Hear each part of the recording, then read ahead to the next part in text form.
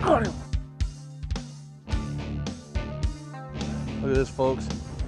Strike King. Look at that. That is a toad, guys. Look at that.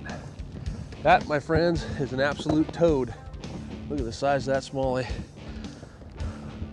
Got the Strike King bitsy flip in his mouth, and he was not coming off. Let me tell you what, guys. All right, buddy, don't want to hurt you here. Let's just... have to get the pliers for this one, guys.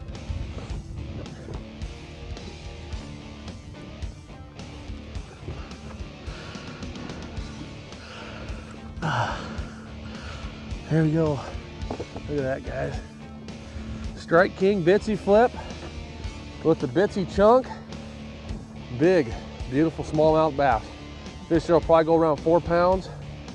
That's a way to cure spring fever. Flipping that dock, I tell you what, guys, that is awesome. What a beauty. All right, let's slide him back.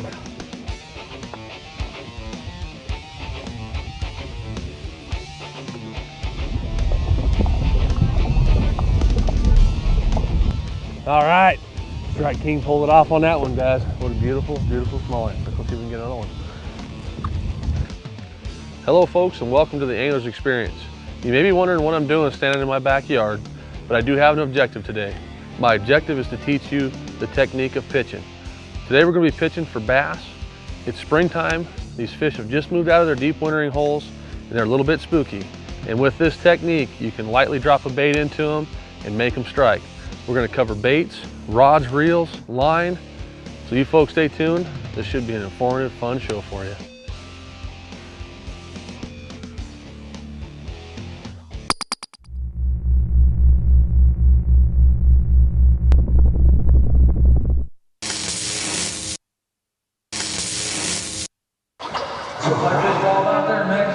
Yeah. That is an absolute beast. 35 pounds or so. It's a big, big fish. What a beauty. We're gonna put this fish back. Yeah! That is awesome.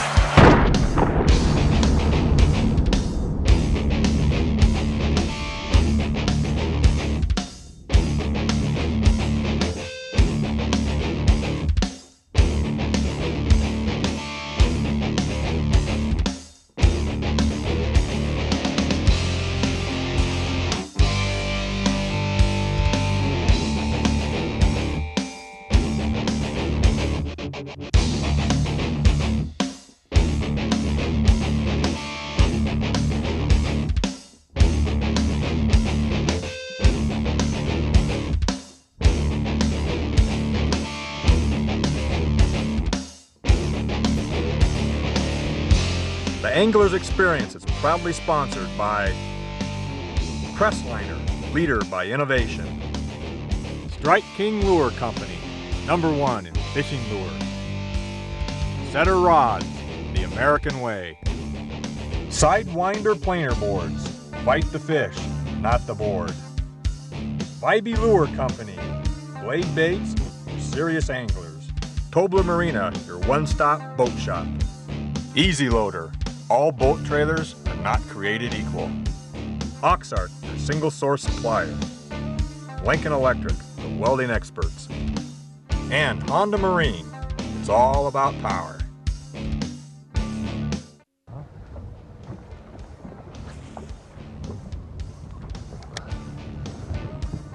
Throw that guy out there, and then what we're doing is we're just kind of twitching it back, letting it suspend. It's a suspending model.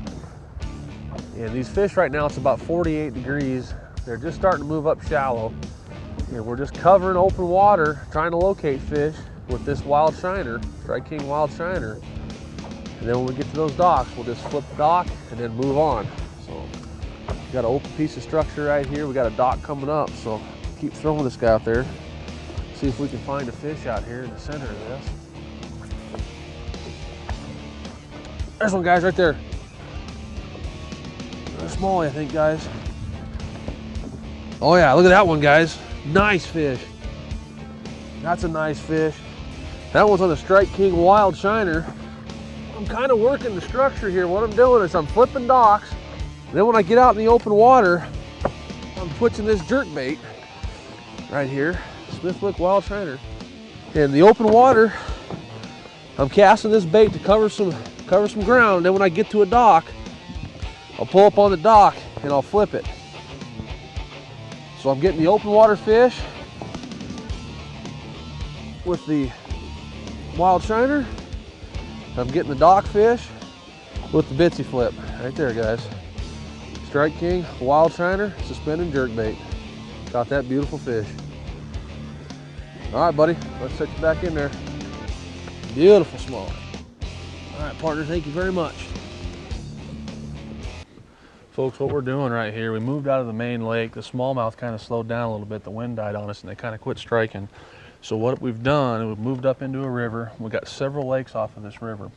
And what we're doing is we're fishing the channels that flow between the lakes and the river, because the river is pulling water out of these lakes and it's creating a current, like underneath this railroad trestle right here. And what's happening, these bass are staging out of the river to come into these lakes and spawn, and we're getting them off of these trussels and they're laying in those current breaks as they travel forward. The water in here is about 10 degrees warmer than it is about 100 yards that way.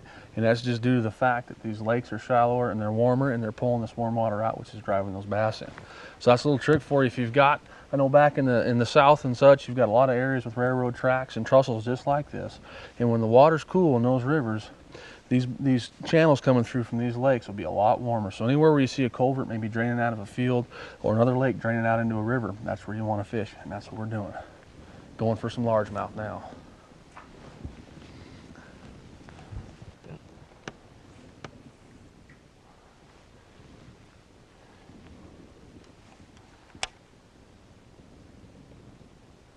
There's one there, guys. He's got it.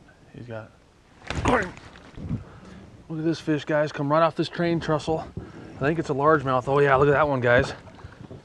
Tell me that Strike King Bitsy bug is not the lure. Look at that.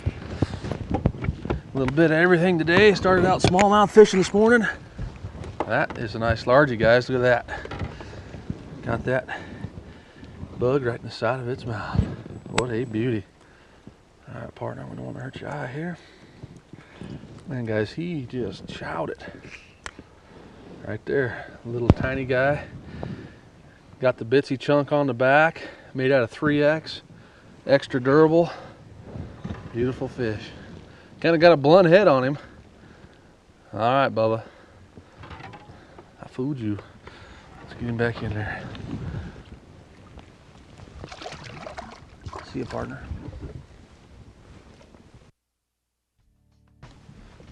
Folks, if you ever wonder why the technique of pitching is so important, there's a couple things. In the spring of the year, the bass are fairly spooky. We've got cold water. And what you want to do is you want to present that lure into the water as gentle as possible. The other thing that's important with it, we have a lot of, in our area, we have a lot of boat houses, covered docks. And if I try to come in just like this train trussel, and I try to make an overhand cast, it's going to go up and over the trussel and I'm not going to get to where I want to be at, and I'm going to spend time getting untangled.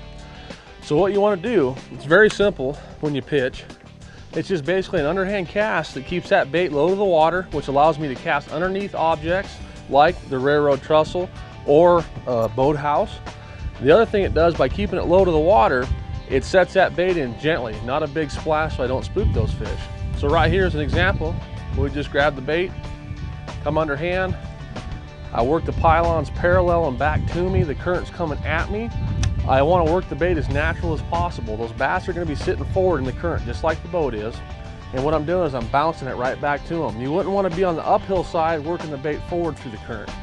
So we just pitch it up underneath there, paralleling the structure back, coming with the current, coming right at the bass. That's all it takes. Just keeping that Bitsy flip right in contact with the bottom, just shaking it, letting it sit, shake it some more, letting it sit.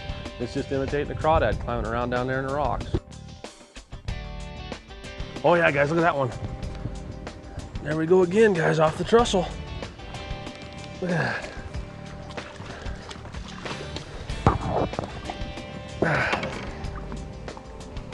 Look at that, guys. Nice chunky fish. Right at the top of the lip. Look at that. Right through. There's a good little hook on that Bitsy flip. All right, that's a nice chunky fish. All right, partner. Thank you. What a chub. Look at the belly on that guy. All right, Bubba, let's throw you back over.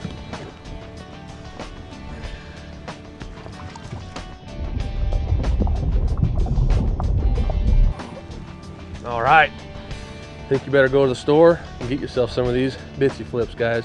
It is the best spring bait that I have ever found for this kind of conditions right here. Got that little bitsy chunk on the back. Look at this material these things are made out of. Look at that. Look at how durable that is. You can catch 20, 30 fish on one of those. You won't tear it up, and the bass just love it. Let's go get another one.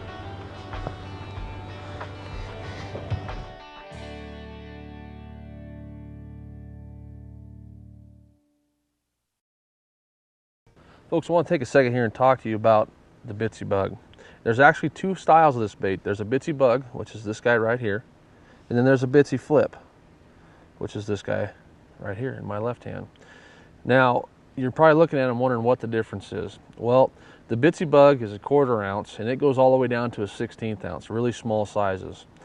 The bitsy flip, on the other hand, is heavier sizes, 3/8 and 1/2 ounce. The main difference between these, and the reason why I'm pointing this out to you, is because I don't want you to go out and start flipping this and pitching this into heavy cover, and you're gonna get frustrated with me. If you look at this bitsy bug versus the bitsy flip, you notice the brush guard is different. See how much bigger on this bitsy flip this brush guard is. There's about 3 times as many strands than what the bitsy bug has. When I'm flipping around docks, structure that's not real grabby, I'll run this bitsy bug. Just because I can get it in a lighter way. I like to go as light as possible in the springtime. Now, if I get to where I'm in flooded timber, heavy brush, really grabby stuff, I like to run the bitsy flip. It's a little bit heavier, but I'm not going to get stuck as much. And one of the tricks that we do with this is you take these brush guards right here, and you just take them and you kind of open them up a little bit. Just kind of fan them out. What that does is it spreads it out over the hook and keeps you from getting hung up. And then what we're doing to finish this bait off, this is a Denny Brower, Strike King Denny Brower bitsy chunk. It's made for the bitsy bait. Nice and small. Take it, hook it in, like so, 3X plastic, extra durable. Great little bait for the spring. But just keep that in mind. Heavy structure, use the bitsy flip. Light structure, use the bitsy bug. That'll keep you out of trouble.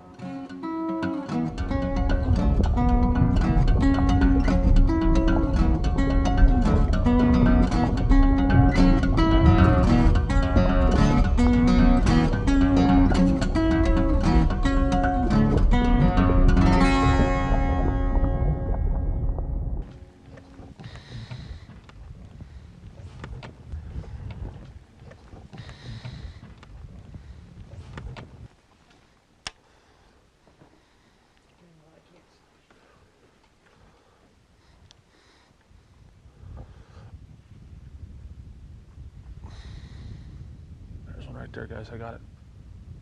Got it. We got it, guys. Look at that one, guys. Right off that railroad trestle. Look at that other one with it. There's another one down there with it. 2 of them there. She's all wrapped up in the line. That's why she was pulling so hard. There we go, guys. There, look at that hook just fell out, guys. Look at that. Beautiful bass on the bitsy flip. All right, darling, let's put you back. That's probably the male, actually, guys. There's a big female in there following it, so let's get him back in, see if we can get that female. See you, buddy. There's one right there, guys. Boy, he worked it all the way right back to the boat. Look at that, guys. Right underneath the trestle again. Trussels are our friend today. Nice little chunky fish, guys. Right there in the corner of the mouth. Nice little fish. About 2.5 pounds, somewhere in there. All right, Bubba, let's put you back in. See ya. All right, guys. The old Strike King bitsy flip is getting it done. Let's go get some more. Folks, when it comes to fishing, we always think about baits, where to fish, but the one thing that gets left out is the technique of casting the bait. And a lot of times it's just a simple overhead cast will get the job done. And what I see happen a lot in the springtime, bass are real sensitive to loud noises, more so than any other time of the year. They've just moved out of deep water, they're getting up, they're getting into the structure, they're getting ready to spawn. And if you come with a big overhand cast and bring that bait in from high and splash it down on top of them, they swim off. And what you need to learn to do is the technique of pitching. And we do a lot of pitching up in the Northwest just because our water's real clear. If you've got conditions where you've got muddy water, heavy structure, you can do what's called a flip, which is a close-in technique for dropping the bait on top of a bass. But with this pitching technique, it's not real hard to do, and it's really an accurate way to cast. The first thing you want to do is you want to have the right size rod. And what I've done is I've set up a little simulation here. I've got a cooler underneath me to simulate the deck of the boat, and I've got 3 objects out in front of me of different sizes to practice with. The rod size that I'm using is 7'6". I'm about 6 foot 2 inches tall. And the reason why that's important, if you get somebody that's say 5'8", 5'9", you want to use a stick that's going to be about 7 foot to 6 foot 6 inches for this. Too long of a rod with too short of a person, they're going to be clanking off the side of the boat and they're going to be fighting this technique. So make sure and size the rod according to how tall that person is. So I've got a 7'6", medium heavy flipping rod right here. And this technique is really simple, folks. All you want to do is you hold the bait in your hand like so. You don't want to grab it, you just hold it in your hand, and you're basically working off of a pendulum. You're trying to keep that bait as low to the water as possible. You're letting it fall out of your hand, and right at the point in time when it starts to swing back up, you release with your thumb, and you want to keep that bait about a foot or so off the water so that when it hits, it goes in nice and slow and it just kind of plunks in. Like an Olympic diver where they have no splash, that's what you're looking for, nice and subtle. So all you do, once again, cup it in your hand, drop the rod tip, let go of the bait, let it swing, and drop it in. Easy. Some of the mistakes that I see happen when people first start to do this technique of pitching is they grab a hold of the bait and they want to load the rod up. And what happens when you load the rod up, when you go to throw the bait out there, the rod is going to catapult the line forward and you're going to bird nest. So don't load it. Just cup it in your hand. And if you're in the habit of doing that and pulling it and loading the rod, don't hold it. Don't hold the lure at all. Just swing it forward and let it go. Drop it in. The reason why we hold it like that is just to control the bait. I like to have the bait just a little bit above my reel, like so. Engage the reel. I've got a 6.2-to-1 Quantum fast speed reel. Drop the rod tip down, and I use my rod as my pointer. I want to hit here, so I'm going to point to that object. Drop it, swing it forward, drop it in, just like so. Very simple. So that's the technique of pitching. It allows you to come underneath a brush. If you've got overhanging brush, if you've got big boat docks where you've got to get underneath, elevated docks, there's no way to get to those objects if you come over the top. You're just going to be tangled. So we just take it, throw it out, drop it in. Just set yourself up some objects. This is a great thing to do with your kids. I've got a garbage can lid, an oil pan, and a small Rubbermaid container, and I've got them set at a little different distances away. Just come out, you can go out here for 2-3 hours after work or before you're getting ready to go out and fish and just practice away. It's actually a lot of fun.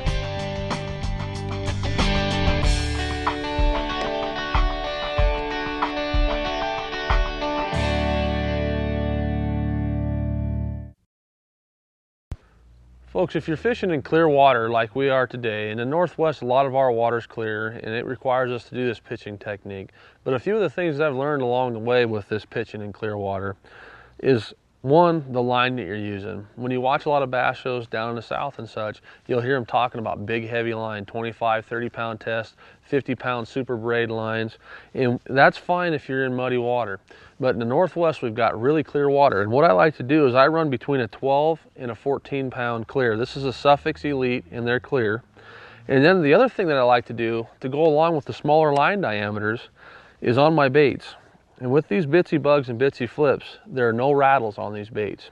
And a lot of times what I find when you're fishing in clear water, where a lot of your jigs will have a big rattle pack on the back, that rattle will actually scare the fish away.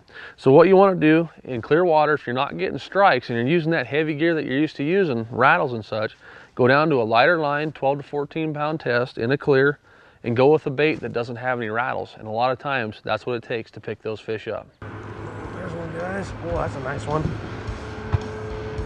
Right off that rock pile. Look at that. Look at that. Little fatty. Man, what a chub. Nice.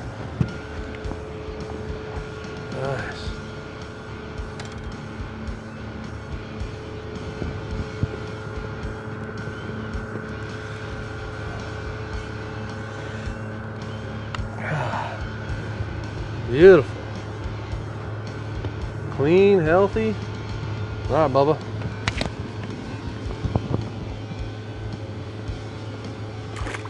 See ya. Bitsy Flip is on fire today. Look at that. That is just a tiny, tiny little bait, guys. Nothing to it. Just a crawdad imitator. Right off that rock pile right there in front of us, off this trestle. It's just tearing it up. Smallmouth, largemouth, whatever. It don't matter. It's catching them. Perfect. Let's get another one. Never get tired of that. Well, folks, I hope you enjoyed the show today on pitching. I hope it's one of those techniques that you'll adapt and go out and use it. It's a great technique, and it's also a lot of fun. Get your kid out there in the backyard, start setting up some targets, and cast away. Make a little contest out of it. It's great for kids. As always, I want to thank you for watching. If you have any questions, shoot me an email. I'd be happy to answer for you, and I look forward to seeing you next week.